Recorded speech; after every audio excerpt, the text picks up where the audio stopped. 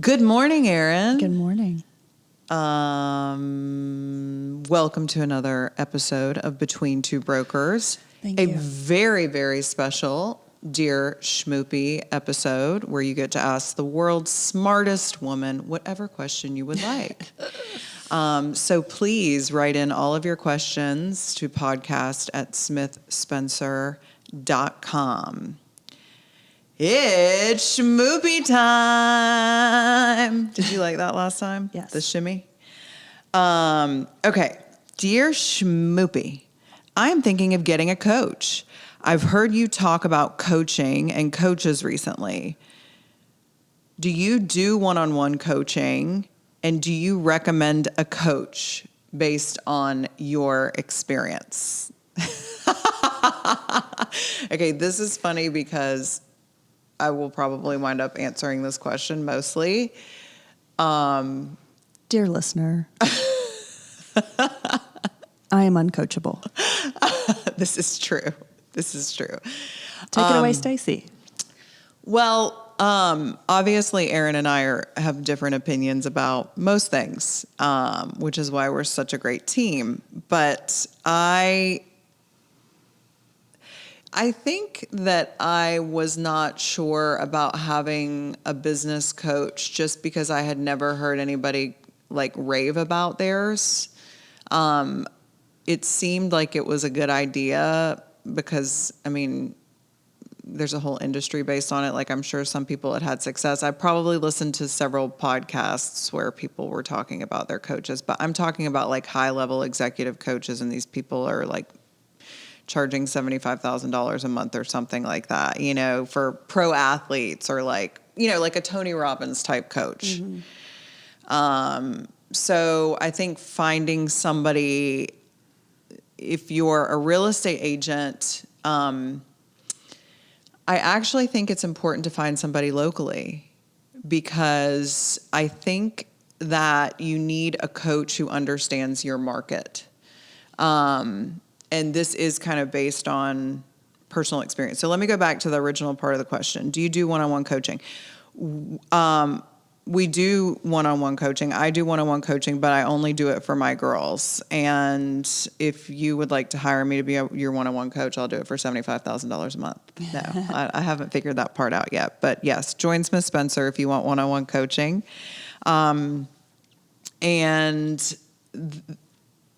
I hired a real estate coach in January of this year because two of my girls just said that they wanted to do it. And last year I had my best year ever without a coach. But I was like, you know, I just kind of want somebody to keep me on track and keep me accountable, because I've got a lot of things going on.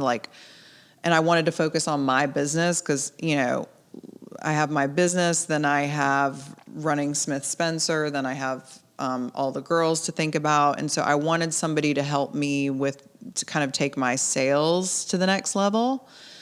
And so my coach, I went to this real estate coaching firm called Forward Coaching, and I had seen Debbie, who was in charge of it, speak at a luxury real estate event before, and she was phenomenal.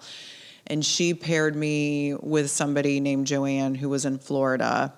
And Joanne is very successful, very, very bright, corporate background. And she is out of somewhere in Florida, maybe like the Palm Beach area. But like very, very bougie. And I think she's originally from New York. But she would bring up things that, like, she was talking to me about doing events at, you know, like a luxury car dealership or something like that. Right.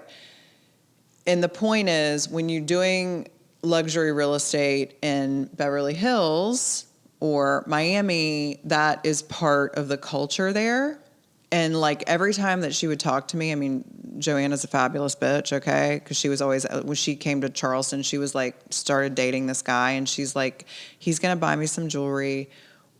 You know, where should he take me? And I'm like, oh. and she would talk to me about handbags and shoes and all that. And that is, it's not me. It's not my thing. I don't give a shit about luxury cars, whatever. So it was a mismatch. I think from understanding the Charleston, like when you see a luxury vehicle riding down the street and it's like fluorescent green, don't you like eye roll? Totally. It's if you're from Charleston, that's what you do. You're like D-bag. And our roads are so terrible. Yeah. Like I cuss every single day to myself in the car, just the amount of potholes and just dips in the road.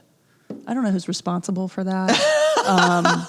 And South Carolina government, but fucking get your shit together because it pisses me off. Yeah, I mean, and it was funny. I was like showing this luxury property on Johns Island with one of my favorite agents. I don't know, several $1 million property, and I went out there with my wonderful, fabulous client because all my clients are wonderful and fabulous, and he sent me a text of some kind of sports car, and he was like, "Please don't let this property go to this guy." Yeah. Who It just showed up with his screams- barely legal girlfriend, and is some like tech guy.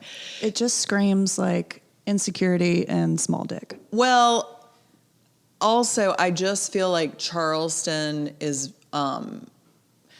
more understated. Like the really wealthy people here. You don't know that they're wealthy. Yes, it's not on display for you Yeah. to see. I mean, I'm not saying they don't have fabulous properties and don't dress nicely, but having a sports car is not how you show it.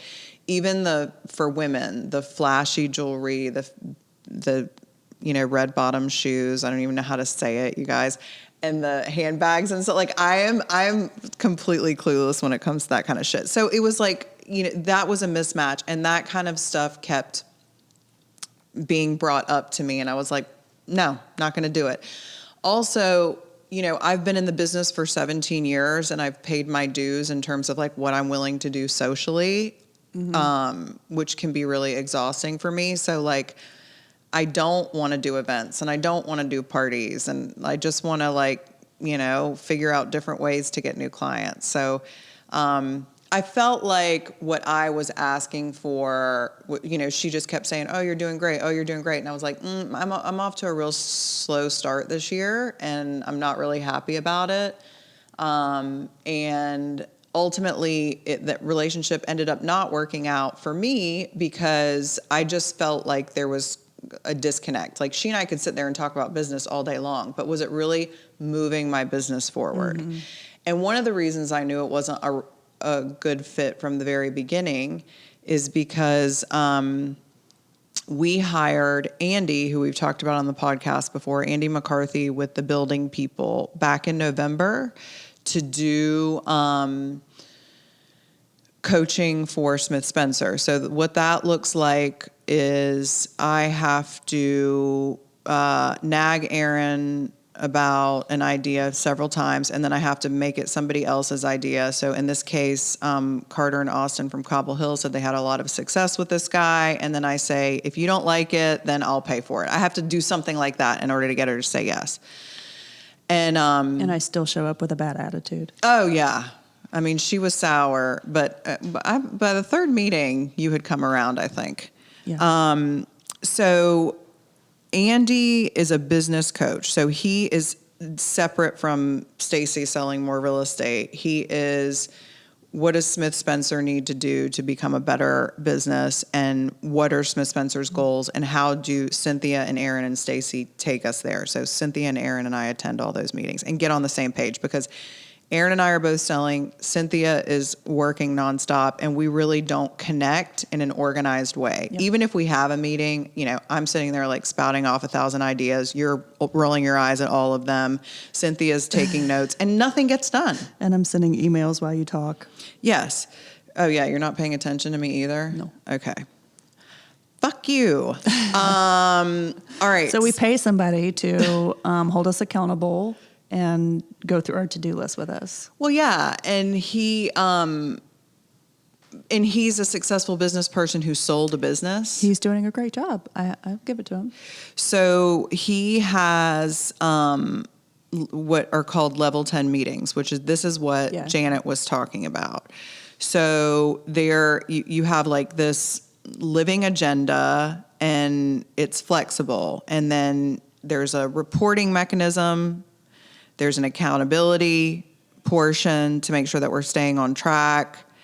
And then we have, issue processing portion. This is per Andy. These are Andy's words, to address problems and opportunities as they arise.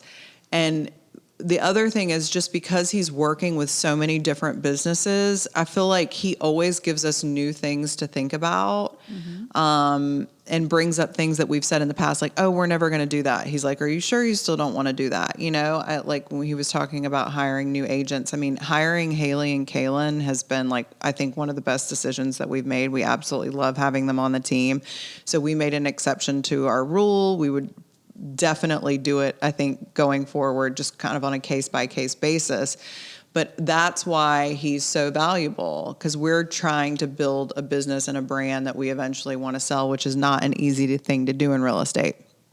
But the best thing about Andy is that he each gives us to-dos, and then we meet 2 weeks later. And we've kept him on, by the way, which is just you have no idea the fact that Erin is paying somebody to come in and consult with us about this. It's because we're getting results, we're aligning, and the ball is moving down the field, okay? And it's obvious. I mean, every single time, I feel like a sense of relief, a sense of connection. I feel like the business is growing. I feel like you and I are just so much more aligned. Yep. And so, who knows? Maybe I can figure out a way for Andy to be my real estate sales coach. But that's my point about coaching, is it's like any relationship. I mean, is it a fit or is it not a fit? Is the person listening to you? Are they connecting with you? Are they helping you grow? Is it clicking? So, I think that that's what you have to evaluate. So I've had a successful relationship with a coach and an unsuccessful relationship with a coach where it just wasn't the right fit. So I would definitely look for coaches in your local area that really understand your market and what your target buyer is looking for. Because in my case, it was not like sports cars, and then that's also not me. Make sure that they listen to you, make sure that they hold you accountable.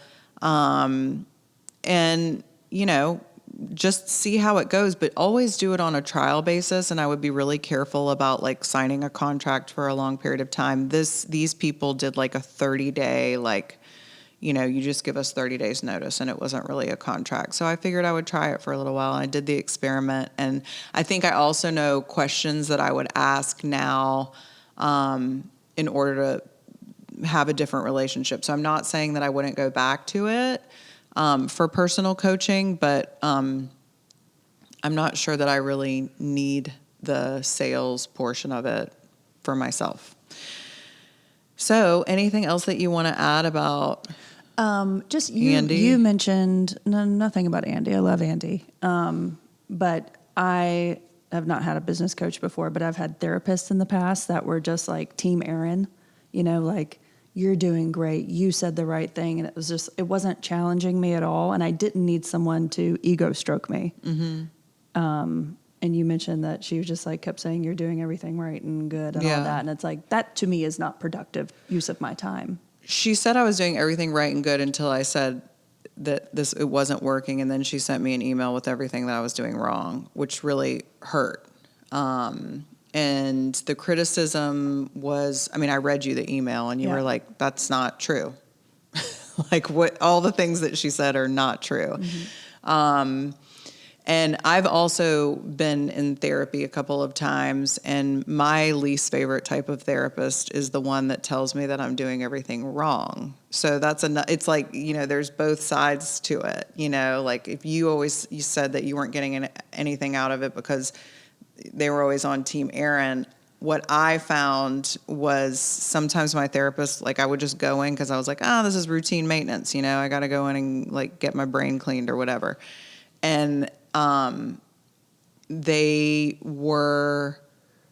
inventing problems that I didn't know. It was like if I wasn't bitching about my boyfriend, then they would ask something about you or my mom or something. And I was like, oh, fuck, yeah, she's a bitch. Like it's like, I mean, so anyway, I think you've got to be really careful. And it needs to feel right and it needs to feel good, and it's a gut feeling. Is this something that you're looking forward to? Is this something that you're energized about? One of the things Andy does at the end of every meeting is he's like, rate this meeting. Mm-hmm. Erin says 10 every time. Mm-hmm. And we also start off with good news. Yeah, we start off with good news and go around, which, yeah, you've had a lot of good news. Mm-hmm. Anyway, so thank you so much, dear listener, for writing into podcast@smithspencer.com. Please keep all of your questions coming. We really appreciate you listening. Don't forget to rate, review, and subscribe. Share with all your friends. And that's it.